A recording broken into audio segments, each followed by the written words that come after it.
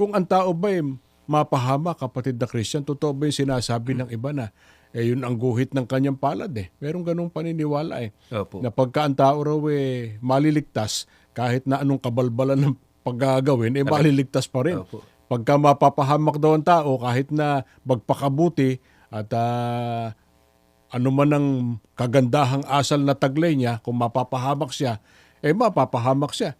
Yun ba ang gusto ng ating Panginoon Diyos? Ang gusto ba ng Diyos ang taong kanyang nilalang mapahamak? Hindi po. Nais po. Gusto po ng Diyos na ang lahat ng tao maligtas. Ito po katunayan, mga kaibigan. Sa unang Timoteo sa 2:3-4, ganito po ang nakasulat sa banal na kasulatan. Inyo pong dinggin ito, mga kaibigan. Ito'y mabuti at nakalulugod sa paningin ng Diyos na ating tagapagligtas, na siyang may ibig na ang lahat ng mga tao'y mga ligtas at mga kaalam ng katotohanan. Kapatid na Orly, maliwanag po sa Biblia ang ibig ng Panginoon Diyos at ito po ang nakalulugod sa Kanya.